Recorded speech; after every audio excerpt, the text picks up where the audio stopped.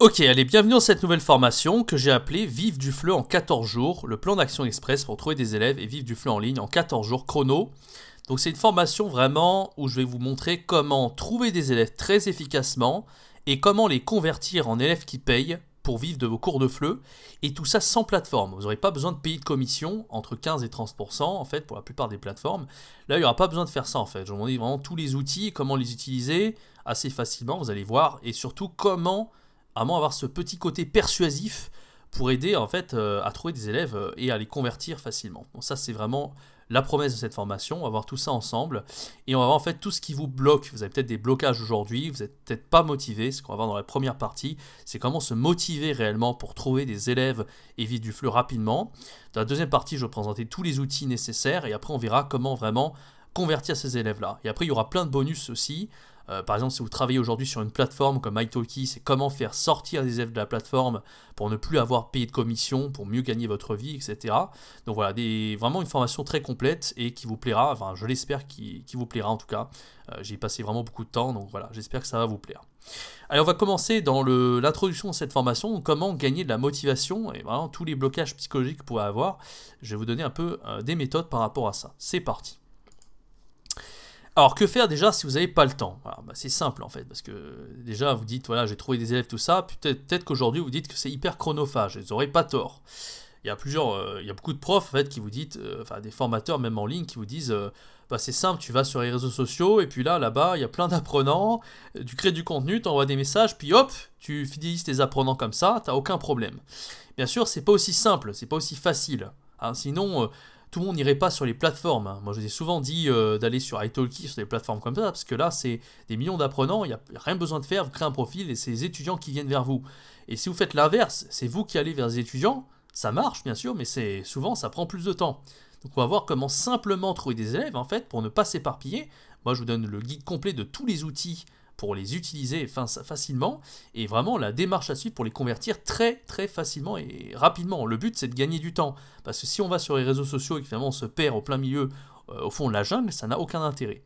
Voilà. Et le fait, en fait, un des blocages que vous pouvez avoir, vous, en tant que prof de FLE, que la plupart des profs de FLE ont, c'est qu'ils se disent que ça prend énormément de temps et qu'ils n'ont pas le temps de faire ça, tout simplement.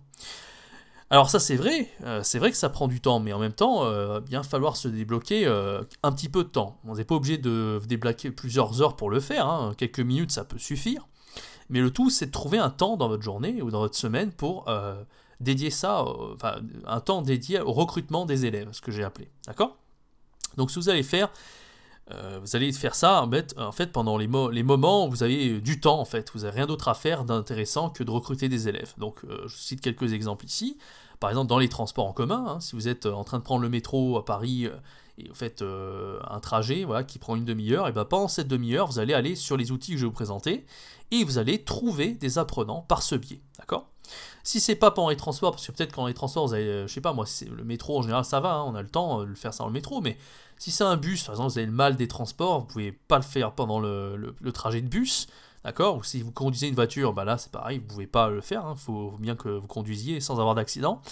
Alors peut-être que vous allez le faire à la pause déjeuner, hein, peut-être que vous allez manger, que ça soit avant ou après la pause déjeuner, en général c'est plutôt après, hein, on a une petite demi-heure devant nous, pendant qu'on a son petit café à la main, et ben rien ne nous empêche d'utiliser un des outils que je vais vous présenter, et de trouver des apprenants par ce biais. Encore une fois, vous avez une petite demi-heure devant vous, une demi-heure c'est vraiment, on peut faire énormément de choses en une demi-heure, hein, croyez-moi.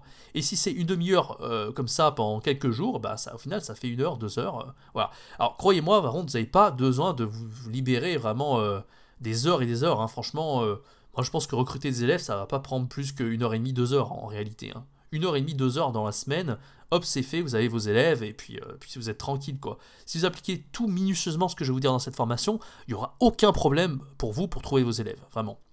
Voilà. Et l'autre possibilité c'est avant de dormir, avant le soir, voilà, vous faites vos rituels du soir, vous avez mangé, vous êtes brossé les dents, vous avez pris votre douche, et avant de vous coucher, vous utilisez un petit peu les outils et vous trouvez vos élèves comme ça, vous faites quelques conversations et puis vous dormez juste avant. Encore une fois, peu importe à quel moment c'est, l'idée c'est vraiment que vous puissiez en faire une sorte de petit rituel. À ce moment-là, pendant les transports, bah, je vais trouver des élèves. À ce moment-là, pendant la pause déjeuner, bah, je vais trouver des élèves. Vraiment, à vous de vous connaître, mais choisissez un temps mort dans votre journée et vraiment dédiez-vous à cette pratique. D'accord? Il faut que vous dédiez à cette pratique, tout simplement. Alors, comment faire aussi quand on n'a pas le temps? Moi, je vous laisse encore une fois quelques astuces. Donc, le mieux, c'est de s'imposer ce qu'on appelle une contrainte temporelle, d'accord? Comme je vous l'ai dit, hein, dans les transports, vous n'êtes pas obligé, si vous avez un trajet d'une heure de transport, vous n'êtes pas obligé de faire ça pendant une heure. Vous pouvez y dédier ne serait-ce que 15-20 minutes, c'est déjà pas mal en fait. Ça peut, en 15-20 minutes, il y a de quoi recruter déjà 3-4 étudiants, c'est largement possible, d'accord? Bah, d'accord, bon, si c'est pas 3-4, ça sera un ou deux. Déjà un ou deux, c'est déjà pas mal hein, en vrai. Hein. Si vous faites ça pendant 2-3 jours, x3, 2 x 3, 6 étudiants. Vous avez déjà. Vous voyez ce que je veux dire. C'est à vous de vous organiser hein, et de voir qu'est-ce qui vous correspond. Mais encore une fois, moi je vous conseille de commencer petit. Vous dites pas, je vais faire ça 1 heure par jour, c'est beaucoup trop. Non. 15-20 minutes dans les transports, hop, quelques messages, quelques recrutements, et c'est tant mieux. D'accord? Donc vous allez définir un plage horaire pour ça. Et en plus de ça, vous allez utiliser une application pour vous mesurer combien de temps vous passez à cette tâche. Donc le but, c'est pas que ça prenne 1 heure par jour, c'est trop. Il faut vraiment que vous chronométriez, vous allez vous dire, là maintenant, aujourd'hui j'y passe 15 minutes, pas 1 minute de plus et pas une de moins, vraiment que je fasse 15 minutes. Et pour ça, il y a une super application qui s'appelle l'application Toggl, T-O-G-L. Alors c'est une application que j'ai déjà conseillée sur la chaîne, et pour petit rappel, l'application en fait, elle sert à se chronométrer. Alors je vous montre un petit peu à quoi ça ressemble. Le logo c'est ça, c'est une espèce de rond rouge, alors ça dépend, des fois c'est un rond rose, ça dépend de votre téléphone, hein. Sur Android je crois qu'elle existe, sur iPhone je crois que c'est un rond rose, bon, peu importe, il y a eu des mises à jour, et le but ça va être de cliquer sur ce bouton en fait pour vous chronométrer, et l'avantage de faire ça c'est que vous allez pouvoir définir un petit peu combien de temps vous allez passer sur telle tâche. Par exemple vous allez vous dire, ok aujourd'hui je passe 15 minutes à envoyer des messages à des apprenants sur les outils, les applications que je vais vous présenter. Demain, je vais faire 15 minutes où je vais convertir les apprenants auxquels j'ai parlé, et cette fois-ci, je vais les convaincre de passer en élève, ou alors vous le faites le jour même, hein, c'est vous qui voyez.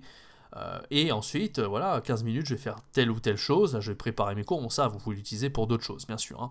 Mais le but, c'est vraiment de chronométrer, et en fait, quand vous prendrez l'habitude de vous chronométrer, vous allez voir, vous n'allez pas passer trop de temps à faire une tâche, mais vous n'allez pas non plus procrastiner, ça va vous aider à passer à l'action, et en même temps à savoir combien vous avez passé de temps à faire telle ou telle tâche. D'accord? Bon, moi j'avais utilisé ça pendant longtemps, j'ai continué à l'utiliser là jusqu'en 2021, même au début de l'année, en 2022 j'utilisais encore. Ça dépend quel genre de tâche je veux faire, hein, bien sûr. Et il y a moyen en fait d'avoir des statistiques en fonction de ce que vous faites. Si par exemple aujourd'hui vous dites ok je vais passer 15 minutes à trouver des élèves, demain je vais trouver 15 minutes pour les convertir, vous allez pouvoir répartir votre temps.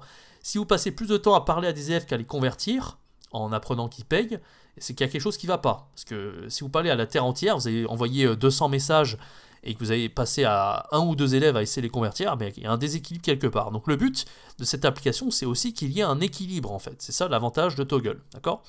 Voilà. Par contre, si vous avez parlé à un étudiant, enfin, de toute façon, c'est pas normal. Vous n'avez pas parlé à un étudiant, forcément, il faut en parler à plein d'étudiants pour arriver à les convertir. Ça paraît logique. Mais voilà, le but, c'est d'avoir un équilibre entre vraiment le taux de conversion et le taux d'approche. Je ne sais pas comment appeler ça, le taux d'approche, le taux de messages envoyés à vos apprenants. D'accord ? Voilà un petit peu l'avantage de Toggl. Sinon, il y a quelques autres outils, si vous pensez que vous n'avez pas le temps aujourd'hui. Moi, je vous en présente 3 autres. On a par exemple eCalendar, Bullet Journal et le Dayboard. C'est des outils très puissants pour vous aider à vous organiser et à gagner du temps, si vous ne trouvez pas le temps, de trouver des élèves. Alors, le premier outil, eCalendar, c'est une application en fait qui est intégrée sur Mac. Donc, on a aussi sur Windows, mais sur Windows, ça ne s'appelle pas eCalendar, ça s'appelait Google Calendar. Par exemple, si vous utilisez Google, voilà, vous pouvez aussi vous installer une application sur votre téléphone, par exemple, ça peut être très pratique. Alors l'avantage de eCalendar, si vous êtes sur Mac, c'est que vous allez pouvoir vraiment mettre des événements. Par exemple, si pendant le transport, vous oubliez de parler à des élèves, là vous allez mettre, hop, petit rappel, votre téléphone il va envoyer une notification et vous dire, voilà, aujourd'hui à 12h30, dans le transport, je vais devoir parler à tant d'élèves. Voilà, vous allez pouvoir vous imposer une deadline, d'accord? Et ça va être ça avec un coup de couleur. Alors moi j'utilisais par exemple pour les cours de FLE quand j'avais des cours de telle à telle heure, mais je pouvais aussi rajouter, voilà, là en bleu c'est moi qui l'ai rajouté, 6h du matin, routine du matin, sport, petit-déj, douche froide. Ça je mettais ça tous les jours pour ne pas oublier le matin de faire mon rituel du matin, tout simplement. Voilà, et tous les jours, quoi qu'il arrive, je l'ai mis, hein, ça c'était pendant très longtemps, je mettais Enki, je dois réviser mon vocabulaire de chinois. Voilà, donc c'est extrêmement simple, il y a un petit plus en haut à droite de l'écran et vous pouvez rajouter un événement personnalisé directement à votre calendrier qui sera synchronisé sur votre téléphone, si vous avez un iPhone par exemple. Ça c'est très puissant. Voilà, et là par exemple c'était pour les cours italki et ça c'était synchronisé directement, ça ne nous concerne pas. Alors un autre outil pour vous aider à gérer votre temps et à trouver du temps en fait, si vous n'avez pas forcément le temps dans votre semaine, c'est le bullet journal. Le bullet journal c'est plus un outil papier, si vous n'êtes pas fan d'un outil numérique comme eCalendar ou Toggle, vous avez aussi le bullet journal. Donc ça c'est un outil papier, vous allez juste vous organiser à l'intérieur, vous allez mettre les événements à faire tout au long de votre semaine, tout au long du mois. Et par exemple, c'est le titre de cette formation, trouver des élèves en 14 jours, il va falloir marquer au bout de 14 jours, j'aurai au moins 20 élèves pour vivre du FLE, et si je fais ça tous les jours, j'arriverai à tel résultat, d'accord? Donc ça va être l'objectif du bullet journal, c'est de noter vraiment tous les événements à l'intérieur, et de vous forger un petit peu une habitude de rayer les événements au fur et à mesure, etc. Enfin, c'est vraiment un outil d'organisation qui est très très puissant. Voilà, je ne rentre pas dans le détail, j'en avais fait une vidéo assez complète sur YouTube, je vous mettrai le lien en bas dans la description de cette formation, enfin juste en bas du module de formation. Allez, un autre outil, on a aussi le Dayboard. Le Dayboard, c'est pas mal, ça permet de rajouter les objectifs du jour sur le tableau en fait. Donc si par exemple vous dites ici, voilà, je dois trouver des élèves, trouver 3 élèves aujourd'hui, convertir 3 élèves, voilà, vous pouvez le noter, et franchement c'est pas grave, ça prend tout le tableau. L'idée c'est vraiment, vous levez matin, vous savez ce que vous allez faire, et à la fin de la journée, vous pouvez rayer les objectifs qui ont été accomplis. Alors ça paraît rien de faire ce genre de truc, mais pour la motivation, c'est très très puissant. Vraiment, je vous conseille vraiment d'utiliser des outils comme ça pour vous motiver davantage, déjà dans un premier temps, et pour vous aider vraiment à gérer votre temps. Alors donc ça, le Dayboard, c'est plus pour la motivation, mais par contre, pour le Toggle, pour la gestion du temps, eCalendar ou Bullet Journal, c'est vraiment, vraiment très très bien. Voilà. Allez, que faire hein, si vous n'avez pas la motivation? Alors je vous ai montré cette astuce de Dayboard pour gagner de la motivation, on va en voir un petit peu d'autres. Alors maintenant je vais vous donner vraiment des conseils très pratiques pour vous passer à l'action pour trouver vos élèves. Qu'est-ce qu'il va falloir faire? Il va falloir vraiment d'abord forger de la discipline. Alors qu'est-ce que ça veut dire forger de la discipline? La discipline en fait c'est quelque chose d'obligatoire dans la vie, si on n'a pas de discipline on fait rien. Toutes les choses qu'on accomplit en fait c'est parce qu'on est obligé de le faire. Si on avait le choix en fait dans la vie, on passerait notre temps à jouer aux jeux vidéo, à manger des pizzas. En réalité on ferait rien en réalité. Tout ce qu'on accomplit c'est parce qu'on a un petit peu la corde au cou, qu'on n'a pas le choix. Par exemple quand on va travailler, on est obligé parce que sinon on finit SDF dans la rue et on peut pas vivre. D'accord, on est obligé de travailler pour avoir un salaire et pour faire quelque chose. Donc on a une discipline, on est obligé de le faire. Encore plus si on a une famille qu'on doit nourrir. D'accord. Quand on va à l'école quand on est plus jeune, c'est pas qu'on a forcément envie. On est trop immature à cet âge-là pour y aller et pour se dire je vais apprendre des choses. C'est parce qu'on est forcé de le faire. Il y a nos parents qui nous obligent, etc. Et en fait, plus tard, on se dit, mais heureusement que j'ai fait tout ça, sinon j'aurais eu une vie complètement misérable. Eh bien, la discipline, ça sert à ça, en fait. Ça sert à s'obliger à faire les choses coûte que coûte sans se poser de questions. Et dans la vie, des fois, on n'a pas le choix. C'est-à-dire que notre cerveau, il est programmé pour être feignant, par définition. Hein, si on écoute notre cerveau, on fait rien, en réalité. Donc le but, c'est de ne pas écouter son cerveau et de passer à l'action coûte que coûte. C'est de le faire quoi qu'il arrive. Parce qu'il y a des jours où vous allez être motivé, il y a des jours où vous n'allez pas être motivé du tout. D'accord? La motivation, c'est comme un muscle, c'est comme une envie de faire pipi, c'est quelque chose qu'on ne contrôle pas. Donc le but c'est de faire les actions telles qu'elles soient, même si on n'a pas envie, ou même si on a envie, parce que de toute façon, c'est pas quelque chose qu'on peut contrôler, la motivation en fait. On peut l'influencer, mais on ne pourra jamais complètement la contrôler. Vous voyez ce que je veux dire. D'accord? Donc l'idée de forger sa discipline, en fait, pour avoir une discipline de faire et pour prendre l'habitude de faire les trucs même quand on n'a pas envie, et ben plus on le fait quand on n'a pas envie, et plus on va trouver ça facile, en fait. C'est ne pas succomber à notre fainéantise, tout simplement, à ne pas écouter son cerveau. Ça, c'est quelque chose d'important. C'est la première astuce que je vous donne dans cette formation. La deuxième petite astuce, c'est de décomposer une grande tâche en une série de petites tâches. Donc ça, c'est vraiment quelque chose d'assez efficace. Si par exemple, là, je vous donne la promesse de cette formation, c'est de vivre du FLE en 14 jours. Waouh, c'est une grosse promesse, ça fait rêver, d'accord, mais en même temps, voilà, si vous dites à vous-même, je vais vivre du FLE d'ici 14 jours, vous dites, d'accord, mais waouh, il y a tellement de choses à faire, il faut trouver des élèves, il faut les fidéliser, machin, ça prend du temps, c'est difficile, quoi. D'accord, c'est difficile. Eh bien, l'intérêt, en fait, d'y arriver, c'est de se dire, bah, je vais décomposer ça en plein de petites tâches. Et l'idée, c'est de voir une tâche après l'autre. C'est pas de voir les 10 tâches d'un coup, en fait, parce que ça paraît trop et on aura la flemme. Mais le but, c'est de voir une première tâche. Cette première tâche, ça va être envoyer un message à un apprenant. Voilà. Et une fois que c'est fait, vous dites, ça y est, j'ai avancé dans le gros objectif de vie du FLE en 14 jours. D'accord ? Le jour 2, envoyer un autre message, etc. Troisième jour, convertir cet apprenant en élève qui paye. Hop, j'ai réussi à le faire, ah bah c'est cool. J'ai un premier apprenant, maintenant il m'en reste plus que 10 pour pouvoir vivre du FLE. Vous voyez un petit peu, l'idée c'est vraiment de décomposer ça pour vraiment arriver à vivre, à vivre du FLE, tout simplement. Mais l'idée, c'est pas de se dire je vais voir le plus gros direct en fait. Il faut vraiment décomposer ça en plein de petites actions. Autre astuce, utiliser un ancrage. Alors justement, souvent quand on a la flemme, c'est parce qu'on n'a pas des bonnes pensées dans sa tête. Donc l'idée, ça va être de changer ce process mental. Au lieu de visualiser quelque chose de négatif, on va visualiser quelque chose d'agréable. Alors je vous donne un exemple tout bête, déjà pour commencer. Si par exemple votre flemme, c'est de ne pas aller à la salle de sport, parce que vous dites oui, je vais soulever des trucs, ça va être fatigant, etc. Là, vous pensez trop au négatif. Par contre, si vous dites à la fin de la séance, j'aurai des endorphines, je vais me sentir super bien, ou alors au début de la séance, je vais boire un petit jus d'orange pressé à la machine à café avant de passer à l'action, et bien ça va vous aider justement à y aller et à faire les efforts, d'accord ? Et je donne un exemple dans le cadre de cette formation. Si j'ai réussi à fidéliser un premier élève et à le prendre comme élève, ça va être beaucoup plus simple après de se dire je vais passer au deuxième, au troisième, au quatrième, au cinquième, d'accord ? Donc l'idée, c'est vraiment de visualiser ça, le côté positif de chaque action qu'on va faire. Ça va vraiment vous aider à passer à l'action. C'est quelque chose d'extrêmement puissant. Utiliser un ancrage. Troisième outil de productivité, de motivation, c'est le fait de visualiser un résultat. Donc ça, c'est un résultat plutôt long terme. Quand je dis l'ancrage, c'est une petite image mentale que vous allez avoir pour vous aider à passer à l'action. Et visualiser le résultat, c'est vraiment le résultat total. C'est-à-dire, voilà, j'aurais eu tous mes élèves, j'aurais eu 20 élèves, et voilà, là j'arrive à vivre du FLE, ça va être génial, j'ai pas besoin de passer par les plateformes, j'ai pas besoin de payer de commission, enfin tout ça c'est quelque chose de très positif. Et plus vous penserez à ce côté positif et à l'objectif final, et plus ça va vous aider à être motivé. Il y a quelque chose que des gens faisaient beaucoup en général pour arriver à se motiver, pour atteindre leur objectif à long terme, c'est de poser une image devant leur bureau de ce qu'ils voulaient accomplir dans leur vie.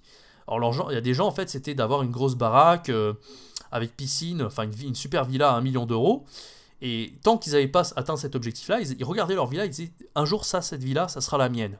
Et bien faites pareil avec le FLE, mettez-vous une image devant vous, vraiment du résultat que vous souhaitez accomplir. Si votre but c'est nomade digital de voyager, dites-vous voilà, je suis cette formation, au bout de 14 jours je vais vivre du FLE, j'ai trouvé des élèves et je vais pouvoir vraiment voyager partout en Asie, etc.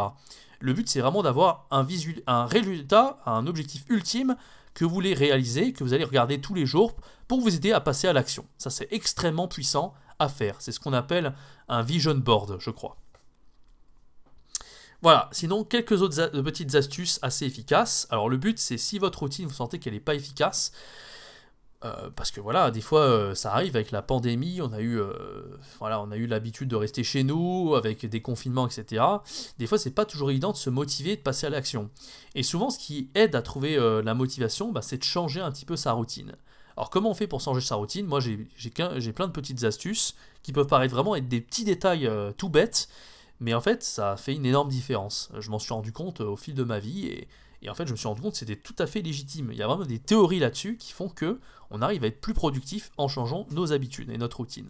Alors le premier point, c'est de travailler dans un environnement de travail différent. Des fois, si vous êtes chez vous n'arrivez pas à vous concentrer. C'est pas que vous n'arrivez pas à vous concentrer, des fois vous avez tout ce qu'il vous faut pour vous concentrer, mais vous n'y arrivez pas parce que il y a quelque chose, il y a une inertie qui fait que vous n'êtes pas stimulé. Alors moi, ce que je faisais dans ces cas-là, c'est que je travaillais pas chez moi en fait, j'allais en dehors pour travailler.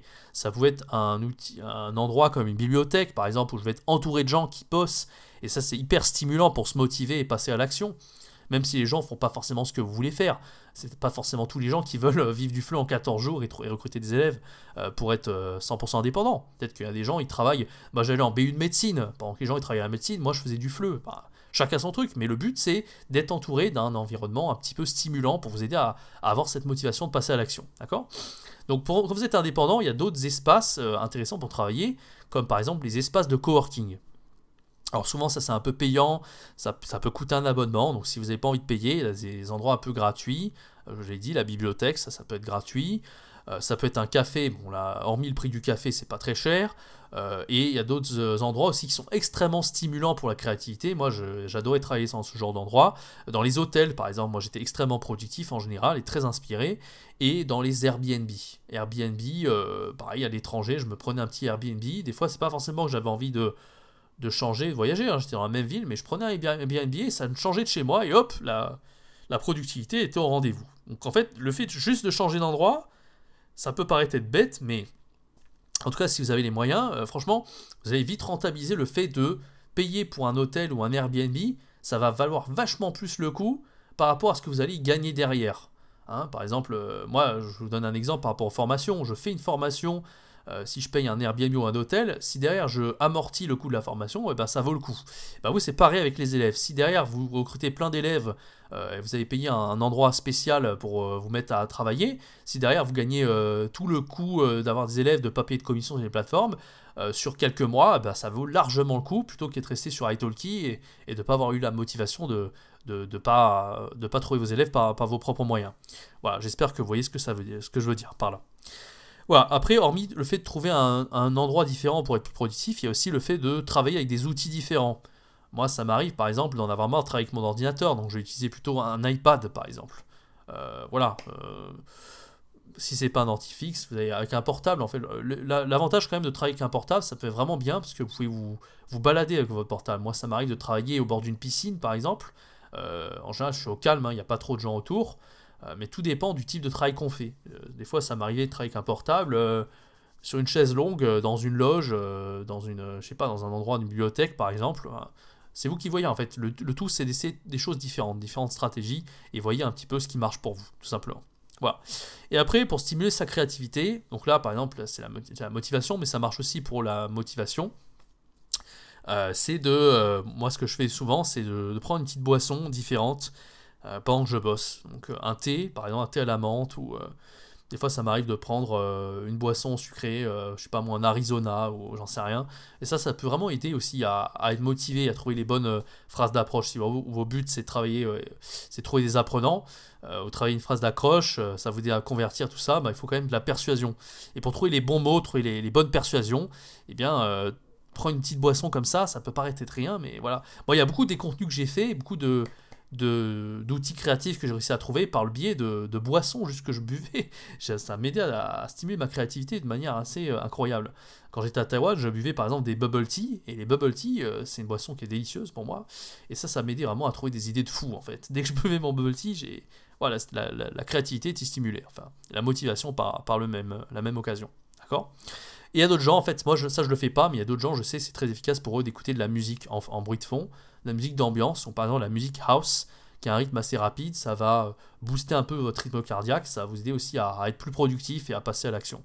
Donc à vous de tester si ça vous convient ou pas, hein. Moi je préfère travailler dans le calme total, je mets limite des boules caisses pour me concentrer, mais si vous, votre objectif c'est si ça marche pour vous, je veux dire, ben, pourquoi pas essayer comme ça.